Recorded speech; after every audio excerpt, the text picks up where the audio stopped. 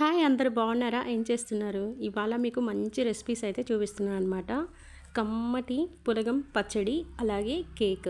చాలా సింపుల్గా పర్ఫెక్ట్గా కేక్ని ఇంట్లోనే ఈజీగా ఎలా తయారు చేసుకోవాలో ఈ వీడియోని అయితే అస్సలు మిస్ అవ్వకుండా చూడండి. చాలా బాగుంటుంది, చాలా సింపుల్గా త్వరగా కూడా అయిపోతుంది. ఎగ్తో పని లేకుండా మనం చాలా ఈజీగా అయితే చేసుకోవచ్చు అనమాట. సో ఈ వీడియోని అయితే ఎక్కడ స్కిప్ చేయొద్దు, చూడండి. సో ఇవాళ పులగం పచ్చడి అలాగే కేక్ చూసారు కదా. సో ఇప్పుడు ఇది ఎలా తయారు చేసుకోవాలో చూడండి మరి. సో ఫస్ట్ నేను ఇక్కడ వేరుశనగ పప్పులు అయితే వేపుకున్నాను అనమాట. ఇలా వేపేసుకొని పక్కన పెట్టుకున్నాను. ఇప్పుడు పచ్చడికి ఎక్కువ టమాటాలు వేసేసి, ఈ మిరపకాయలు కొంచెం బాగా కారం ఎక్కువ ఉంటుంది, సో అందుకోసమనే నేను తక్కువ మిరపకాయలు వేసేసి ఒక 1/2 కిలో టమాటాలు వేసుకున్నాను అనమాట. ఎందుకంటే ఈ మిరపకాయలు కారం ఉంటుంది కాబట్టి పిల్లలు తినరు, సో అందుకోసం అని చెప్పి తక్కువ మిరపకాయలు వేసేసి ఎక్కువ టమాటాలు వేసేసి కొంచెం ఆయిల్ వేసేసుకొని ఇలా మూతపెట్టి మగ్గనివ్వాలన్నమాట. సో ఈలోపు ఇది మగ్గేలోపు మనం పులగం చేయాలి కాబట్టి, సో పులగానికి అయితే పర్ఫెక్ట్గా పులగం ఎలా చేయాలంటే, మామూలుగా అయితే మనం బర్తన్ ఉంటుంది, ఇది ఉంటుంది కదా మన డబ్రా సెట్లు, లేకపోతే మనం రోజు వండుకునే సెరవులలో అంటాం కదా, అందులో చేస్తారు. కానీ అలా చేయకుండా కుక్కర్లో ఒకసారి చేసి చూడండి, పర్ఫెక్ట్గా వస్తుంది అనమాట. ఇలా నేనైతే ఇక్కడ ఏం చేస్తున్నానంటే బియ్యం నానబెట్టుకుంటున్నాను అనమాట. ఇవి వచ్చేసి 1.5 గ్లాస్ బియ్యానికి 1/2 గ్లాసు నేను పెసరపప్పు వేస్తున్నాను. మీరు పొట్టు ఉన్న పప్పు ఉంటే కనుక పొట్టు వేసుకోండి, నేను పొట్టు పప్పు అయితే వేయట్లేదు. ఇలా ఒక్కొక్కసారి నేను పప్పు పొంగల్ కిచిడికి అయితే ఇదే వాడతానమాట, ఈ పెసరపప్పే. ఒక్కోసారి ఇంకా సేమ్ ఇప్పుడు నేను చేసినట్టే పులగము పొంగల్ ఎలా చేస్తారంటే దాంట్లో ఎక్కువ వాటర్ వేసుకొని ఎక్కువ విజిల్స్ వస్తే పప్పు పొంగలి కిచిడి అవుతుంది అనమాట. సో ఇదే ప్రాసెస్ అనమాట అది కూడా. అది ఇప్పుడు నేను ఇక్కడ పులగం చేస్తున్నాను కాబట్టి 1.5 గ్లాస్ బియ్యానికి 1.5కి 1/2 గ్లాసు పెసరపప్పు వేసేసుకొని బాగా కడుక్కొని ఒక నానబెట్టేసుకోవాలి. సో ఇప్పుడు మనం ఏం చేయాలంటే అవి పక్కన నానిపోతుంటే కొంచెం ఒక 10 నిమిషాలు నానబెట్టుకున్న చాలన్నమాట. పచ్చడి ఒక పక్క మగ్గిపోతుంటుంది. ఇక్కడ నేను పులగం అయితే చేస్తున్నా. సో నేను నూనె వేసాను అనమాట, గోకుల్ నూనె అనమాట, ఇది రిఫైన్డ్ సన్ఫ్లవర్ ఆయిల్. సో మాకదైతే ఇదైతే రేషన్లో ఇస్తారు, సో మేము ఎప్పుడు ఇదే వాడతాం అనమాట. బాటిల్స్ ఇస్తారు, బాటిల్ అయితే మనం వేసుకోవడానికి బాగుంటుంది. స్పూన్లతో అయితే మొత్తం కొంచెం జిడ్డుగా అనిపిస్తుంది. ఇలా బాటిల్స్ అయితేనే బాగుంటుంది, నాకు చాలా ఇష్టం అనమాట బాటిల్స్ ఇలా వాడడం ఆయిల్. సో ఇలా అయితే ఆయిల్ వేసేసుకొని పోపు గింజలన్నీ వేసేసుకొని కొంచెం మగ్గనివ్వాలి.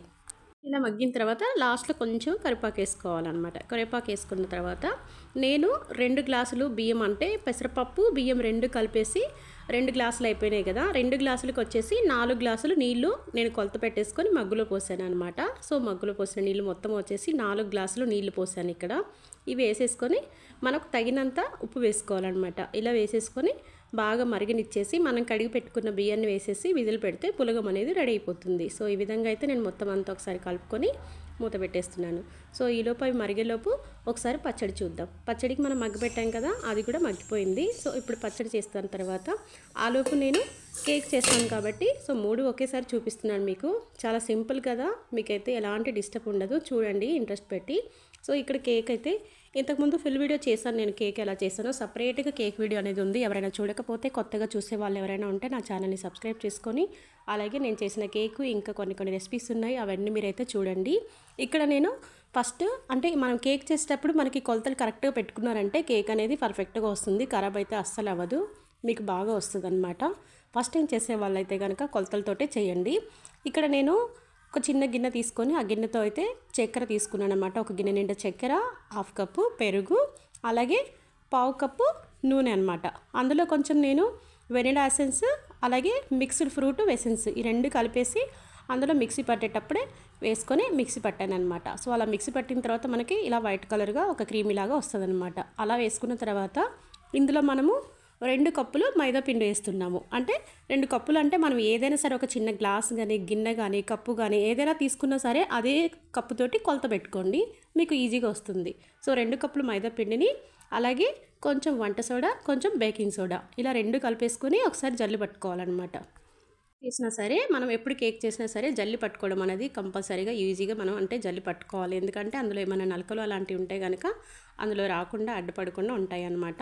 సో ఈ విధంగా అయితే మనం మిక్సీ పట్టుకున్న క్రీమీ ఉంటుంది కదా, అందులో మనం మైదా పిండిని జల్లి పట్టుకొని ఇలా కొంచెం కొంచెం కలుపుకుంటూ ఇందులో పాలు పోసి కలుపుకోవాలన్నమాట. పాలని పచ్చి పాలు ఉంటాయి కదా, అవి కొంచెం మనం వేసుకోవాలన్నమాట, గోరువెచ్చగా ఉంచేసుకొని, అంటే మనకి కాగబెట్టి పక్కన పెట్టి చల్లారి పెట్టుకోవాలన్నమాట, అంటే మనం పచ్చిపాలు వేయకుండా. సో అలా కొంచెం కొంచెం వేసుకుంటూ ఈ విధంగా అయితే కలుపుకోవాలి.